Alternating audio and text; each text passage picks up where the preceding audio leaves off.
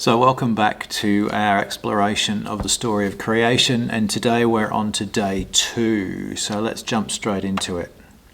So from verse 6, "Then God said, 'Let there be a firmament in the midst of the waters, and let it divide the waters from the waters.' Thus God made the firmament and divided the waters which were under the firmament from the waters which were above the firmament. And it was so. And God called the firmament heaven. So the evening and the morning were the second day." So we have on this second day the creation of this thing called the firmament.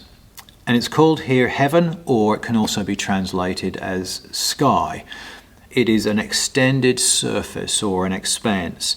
And the implication is something that is beaten out, and I imagine a metalsmith with a hammer beating out a sheet of metal. And it's a division or a distinction. That's the whole point of this firmament, that it is dividing, and it talks about dividing the waters below and the waters above.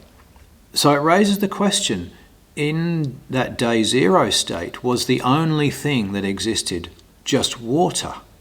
The problem with that is, if there's no air, there's no atmosphere, because that's created, that's this space, this is the firmament between the waters. How then do we have on day zero the image of the Spirit of God hovering over the face of the waters? You see, a face of a water, the surface of the water, implies that there's an end to it somewhere. And this word Spirit of God, can also be translated as wind. But where's the air? The thing is, the ancient people don't have a concept of air. They have a concept of wind because they can feel as the wind rushes past. This is where we have the Spirit of God. But air, just still air, feels like nothing to us. It's familiar territory, and it's so familiar that we can't feel it. The other thing I think about is, what do we inhabit? If we go a day forward, we're going to come to the creation of land, and it tells us that the land is created when the waters below are separated, and the land emerges out of that. The thing is, we stand on the land, but we don't inhabit it. What we inhabit is the lower part of the space between the waters. But I think what's most important about this day for me is that we now have a sense of direction. If you remember, day 1, the creation of light, also gave us a sense of time. This gives us a sense of direction because suddenly we have what is above and what is below. And it also brings the understanding that where we inhabit is below. In other words, it is telling us where is up. And that up talks to me about a sense of priority. We bow to show respect for others who have greater importance than ourselves. There was a tradition that you could not put your head above the head of the king or queen, because that would be to imply that you have greater priority than they do.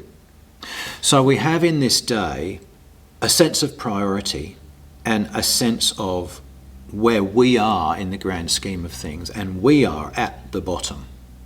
Now, our activity, everything that we do, everything that we encounter, exists on the lowest plane.